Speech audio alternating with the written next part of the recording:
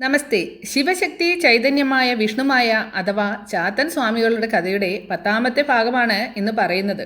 മധ്യകേരളത്തിൽ ഏറ്റവും കൂടുതൽ ആരാധിച്ചു വരുന്ന ദേവതയാണ് വിഷ്ണുമായ അഥവാ ചാത്തൻ. അതിശയോക്തികളിലും കെട്ടുകഥകളിലും കേട്ടുകേൾവിയിലുമൊക്കെ വിഷ്ണുമായയെക്കുറിച്ച് വിവിധങ്ങളായ പരാമർശങ്ങളാണുള്ളത്. ഇതേക്കുറിച്ച് ഇന്നും പൂർണ്ണമായ ഒരു ധാരണയില്ലാത്തതാണ് അതിന് കാരണം. നമ്മുടെ പൂർവികരുടെ ഈടുവയ്പ്പുകളിൽ ഉണ്ടായിരുന്ന താളിയോല ഗ്രന്ഥങ്ങളിലെ പല അമൂല്യ മന്ത്രതന്ത്ര വിധികളും മറ്റും കാലപ്പഴക്കത്താൽ നഷ്ടപ്പെട്ടു പോവുകയും അറിവുള്ളവർ അത് മറച്ചു വയ്ക്കുകയും ചെയ്തത് അറിയാൻ ആഗ്രഹമുള്ള പുതിയ തലമുറയോട് ചെയ്ത മഹാ അപരാധമായി. അവർ ഇത്തരം കാര്യങ്ങളിൽ അജ്ഞരുമായി. അപ്പോൾ പുരാണകഥകൾ പഴഞ്ചനെന്ന് മുദ്രകുത്തി അവഗണിക്കുന്ന ഒരു കാലമുണ്ടായിരുന്നു. ഇന്നവ വായിക്കാനും കേൾക്കാനും ജനങ്ങൾക്ക് ഏറെ ഇഷ്ടമാണ്. ഈശ്വരകഥയോട് തോന്നുന്ന ഇഷ്ടം ഭക്തിമാർഗത്തിലേക്കുള്ള കാൽവെപ്പായി കണക്കാക്കാം. പുരാണങ്ങളെല്ലാം തന്നെ വൈദിക സംസ്കാരത്തിൻ്റെ പ്രതീകങ്ങളാണ്. ആ സംസ്കാരം കൈവരിക്കണമെങ്കിൽ ആഴത്തിലുള്ള ചിന്ത അത്യാവശ്യമാണ്. 9ാം ഭാഗത്ത് പറഞ്ഞു നിർത്തിയത് തൻ്റെ ഗുരുവിൻ്റെ പുത്രനെ കൊന്ന ആ ഘോരനായ സിംഹത്തെ വധിക്കുക, ഇനി വധിച്ചു കഴിഞ്ഞിട്ടേ ജലപാനം പോലും നടത്തൂ എന്ന് ചാത്തൻ തീരുമാനിച്ച് ഇങ്ങനെ പോവുകയാണ്. കൂളിക്കുന്നൻ വനത്തിലെ മലഞ്ചെരുവിലെ ഗുഹയ്ക്ക് മുന്നിൽ അവൻ എത്തി.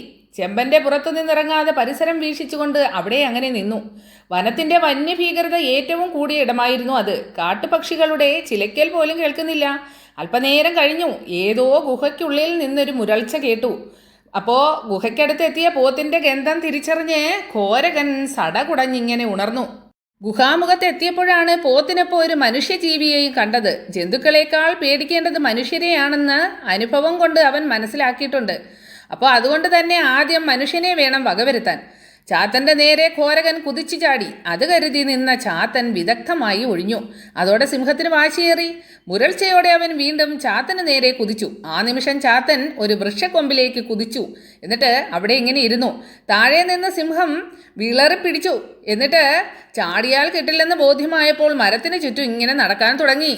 നിനച്ചിരിക്കാത്ത നേരത്ത് ചാത്തൻ മരക്കൊമ്പിൽ നിന്ന് താഴേക്ക് ചാടി. സിംഹത്തിൻ്റെ കഴുത്തിൽ തന്നെ സിംഹജടയിൽ മുറുകെ പിടിച്ച് കഴുത്തിലൂടെ കൈയിട്ട് കഴുത്ത് ഞെരിച്ചു.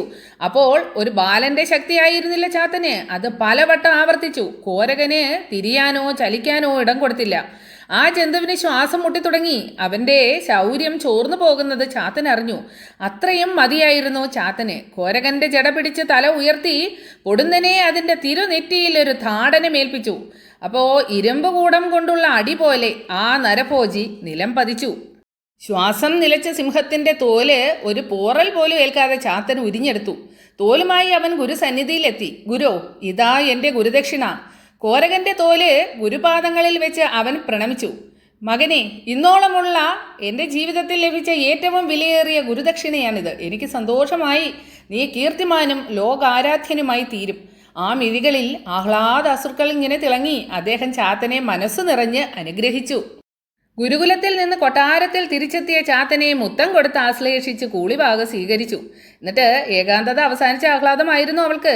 ഇനി തൻ്റെ ചാത്തൻ എപ്പോഴും കൂടെ ഉണ്ടാവുമല്ലോ. മലയക്കൊട്ടാരം ചാത്തൻ്റെ വരവിൽ ഉണർന്നു. ഗുരുകുലവാസത്തിനിടയിൽ ഈഴാറയിലും ചാത്തൻ പരിശീലനം നടത്തിയിരുന്നു.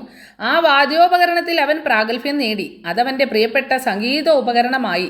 ഈഴാറയുമായി വിജനമായ പാറപ്പുറത്ത് എത്ര നേരം ചെലവഴിക്കാനും അവന് സന്തോഷമായിരുന്നു. സ്വച്ഛന്തമായ വനപ്രദേശം. ചാത്തൻ അവിടെ ഒരു പാറക്കെട്ടിൽ ചെന്നിരിക്കുക പതിവായിരുന്നു. ഈ പാറയെ സംബന്ധിച്ച ഐതിഹ്യം പ്രസിദ്ധമാണ്. ഒരു കാലത്ത് ആ കാനന പ്രദേശം ഒരു കാട്ടുമൂപ്പൻ്റെ ഭരണാധികാര പരിധിയിലായിരുന്നു. കാനനവാസികൾ ഒരുപോലെ ബഹുമാനിച്ച് ഇങ്ങനെ ആദരിച്ചിരുന്ന ഭരണാധികാരി കൂടിയായിരുന്നു അദ്ദേഹം. അപ്പോൾ ഉയർന്നവരെന്നോ താഴ്ന്നവരെന്നോ ഉള്ള ഭേദചിന്താഗതികളൊന്നും അദ്ദേഹം വെച്ച് പുലർത്തിയിരുന്നില്ല. എല്ലാ പ്രജകളും അദ്ദേഹത്തിന് ഒരുപോലെ തുല്യരായിരുന്നു. സമ്പൽ സമൃദ്ധിയുടെയും ആഹ്ലാദത്തിൻ്റെയും കാലഘട്ടമായിരുന്നു അദ്ദേഹത്തിൻ്റെ ഭരണകാലം. കള്ളത്തരങ്ങളും ചതിപ്രയോഗങ്ങളും അദ്ദേഹം വെച്ച് പൊറുപ്പിക്കുമായിരുന്നില്ല. പീഡനവും ക്രൂരകൃത്യവും ചെയ്യാൻ ഒരാളും ധൈര്യപ്പെട്ടിരുന്നില്ല. ബഹുമാനത്തോടും സ്നേഹത്തോടുമാണ് പ്രജകൾ പരസ്പരം പെരുമാറിയിരുന്നത്. പക്ഷി മൃഗാദികളോടും വൃക്ഷലതാദികളോടും വളരെ സൗമ്യമായാണ് അവർ പെരുമാറിയിരുന്നത്. ഒരുമയോടെയും സഹവർത്തിത്വത്തിൻ്റെയും സുവർണകാലമായിരുന്നു അത്. അങ്ങനെ അസുരകുലജാതനായ കാട്ടുമൂപ്പൻ്റെ ഭരണ നൈപുണ്യവും ആ കാനന പ്രദേശത്ത് നിലനിന്ന സമ്പൽ സമൃദ്ധിയും സമീപ പ്രദേശങ്ങളിലും ചർച്ചയായി. ശത്രുരാജ്യം മൂപ്പൻ്റെ അധീനതയിലുള്ള പ്രദേശത്തെ ആക്രമിച്ചു. സൽഭരണത്തിൽ വിശ്വസിച്ചിരുന്ന മൂപ്പന് വലിയ സൈനിക ബലമൊന്നും ഉണ്ടായിരുന്നില്ല. ശത്രുരാജ്യമാകട്ടെ യുദ്ധമുറയിൽ ധാർമ്മികതയ്ക്ക് വലിയ പ്രാധാന്യമൊന്നും നൽകിയതുമില്ല. ഇക്കാരണത്താൽ പരാജയം ഏതാണ്ട് ഉറപ്പായിരുന്നു. മൂപ്പൻ പക്ഷേ അഭിമാനിയായിരുന്നു. പരാജയത്തെക്കാൾ ആത്മാഭിമാനത്തിന് പ്രാധാന്യം നൽകിയ മൂപ്പൻ സ്വയം ജീവനൊടുക്കിയാണ് യുദ്ധരംഗത്ത് നിന്ന് നിഷ്ക്രമിച്ചത്. അപ്പോൾ കാനനത്തിൻ്റെ ഉയർന്ന പ്രദേശത്ത് സ്ഥിതി ചെയ്തിരുന്ന ഈ പാറയിൽ നിന്ന് അത്യഗാധമായ കൊക്കയിലേക്ക് ചാടി ആത്മഹൂതി ചെയ്ത സ്ഥലമാണ് മൂപ്പൻ പാറ എന്ന പേരിൽ ഇപ്പോൾ അറിയപ്പെടുന്നത്. ഒരു ദിവസം ചാത്തൻ മൂപ്പൻ പാറയ്ക്ക് മുകളിൽ ഇരിക്കുകയായിരുന്നു. ചാത്തൻ്റെ കയ്യിൽ അവൻ്റെ പ്രിയപ്പെട്ട സംഗീതോപകരണമായ ഈഴാറ് ഉണ്ടായിരുന്നു. ശ്രുതിമധുരമായി അവൻ ആ ഈഴാറ് മൂളിച്ചുകൊണ്ട് ശ്രീ പരമേശ്വരനെ ധ്യാനിക്കുന്ന ഒരു കീർത്തനം ആലപിക്കുകയായിരുന്നു. ആ കീർത്തനം ഇതാണ്: സാംബ സദാശിവ സാംബ സദാശിവ സാംബ സദാശിവ സാംബ ശിവ അത്ഭുത വിക്രമ അമരാധീശ്വര അഗണിത ഗുണഗണരതുല ശിവ ആനന്ദാമൃത ആശ്രിത രക്ഷക ആത്മാനന്ദ മഹേശ ശിവ ഇന്ദുകലാധര ഇന്ദ്രാദിപ്രിയ സുന്ദര രൂപ സുരേശ ശിവ സാംബ സദാശിവ സാംബ സദാശിവ സാംബ സദാശിവ സാംബ ശിവ ഈശഗിരീശ ജഗത്രയ പാവന കാശി ശാമിത പുണ്യ ശിവ ഉരഗവിഭൂഷണ മുനിഗണ സേവിത നരക വിനാശ നടേശ ശിവ ഊർജിത ദാനവനാശ പരാത്പര ആർജിത പാപ വിനാശ ശിവ സാംബ സദാശിവ സാംബ സദാശിവ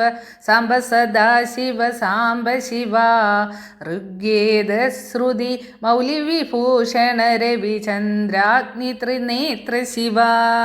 ശ്രീ പരമേശ്വരനെ ധ്യാനിക്കുന്ന ഒരു അതിമനോഹരമായ കീർത്തനമായിരുന്നു അത്. അപ്പോൾ വനവിജനതയിലെ നിതാന്ത നിശബ്ദതയിലേക്ക് ആ സംഗീത വീചികൾ ഒഴുകിയെത്തി. അപ്പോൾ ആകർഷണീയമായ ആ ശബ്ദ സൗകുമാര്യത്തിൽ ആകൃഷ്ടരായ വനജീവികളെല്ലാം ആ ശബ്ദത്തിലേക്ക് കാതോർത്തു. അവയെല്ലാം ഭക്ഷണം അവസാനിപ്പിച്ച് അത് കേട്ട ദിക്കിലേക്ക് പാദപതന ശബ്ദം പോലും കേൾപ്പിക്കാതെ എത്തിത്തുടങ്ങി. അവയെല്ലാം എത്തിയത് ഒരു പാറക്കെട്ടിനരികിലേക്കാണ്. അപ്പോൾ പരസ്പരം ശത്രുത മറന്ന് സകല മൃഗങ്ങളും ചാത്തൻ്റെ വാദ്യലഹരിയിൽ ലയിച്ചു നിന്നു. പാമ്പുകൾ മാളത്തിൽ നിന്നും പുറത്തു വന്ന് പത്തി വിടർത്തി ആടാൻ തുടങ്ങി. കാട്ടുപക്ഷികൾ തങ്ങളുടെ പാട്ടു നിർത്തി നിശബ്ദരായി ആ ദിവ്യനാദം ശ്രവിച്ചുകൊണ്ടിരുന്നു. മയിലുകൾ പീലി വിടർത്തി നൃത്തമാടി. ആ ദിവ്യനാദം കൂളിക്കുന്നൻ മലയിലാകെ ഒഴുകിയെത്തി. പെട്ടെന്നാണ് കൂളിക്കുന്നൻ വനത്തിൽ ആ ദുരന്തമുണ്ടായത്. കാടിൻ്റെ ഒരു ഭാഗത്ത് അകലെയായി പുകപടലങ്ങളാണ് ആദ്യം കണ്ടത്. അത് പിന്നെ അഗ്നിയായി ഉയരാൻ തുടങ്ങി. അനുനിമിഷം കാറ്റിൻ്റെ വേഗത്തിൽ അത് വനത്തിൻ്റെ മറ്റു ഭാഗങ്ങളിലേക്കും പടരുന്നു. വന്യമായ കാട്ടുതീ. ചാത്തൻ്റെ കയ്യിലെ ഈഴാറ നിശബ്ദമായി. വന്യമൃഗങ്ങളും കാനനവാസികളും പ്രാണരക്ഷാർത്ഥം പരക്കം പാഞ്ഞു. മനുഷ്യരുടെയും പക്ഷികളുടെയും ജന്തുക്കളുടെയും ദയനീയമായ രോദനം കൊണ്ട് വനമാകെ മുഖരിതമായി. ചാത്തന് ഒരു നിമിഷം പോലും അത് കണ്ടു നിൽക്കാനാകുമായിരുന്നില്ല. അവൻ ഞെട്ടിപ്പിടഞ്ഞെഴുന്നേറ്റു. വനത്തിൻ്റെ കൂടുതൽ ഭാഗത്തേക്ക് തീ അതിവേഗം കത്തിപ്പടരുന്നത് അവൻ കണ്ടു. പിന്നെ അവൻ ചിന്തിച്ചു നിന്നില്ല. എന്തെങ്കിലും ഒരു ഉപായം കണ്ടെത്തിയില്ലെങ്കിൽ നാഴികകൾക്കകം കൂളിക്കുന്നൻ വനം ഓർമ്മയായി തീരും. അങ്ങനെ സംഭവിച്ചുകൂടാ. അവൻ കൂളിയാറിൻ്റെ തീരത്തേക്ക് പാഞ്ഞു.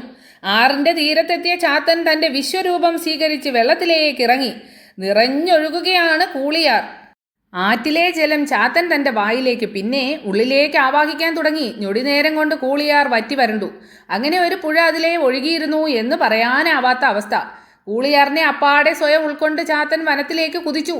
3/4 ഭാഗത്തോളം ആളിപ്പടർന്നു കഴിഞ്ഞ കാട്ടുതീയിലേക്ക് ജലധാരയിൽ നിന്നെന്നോണം ചാത്തൻ്റെ വായിൽ നിന്ന് ജലപ്രവാഹം തുടങ്ങി.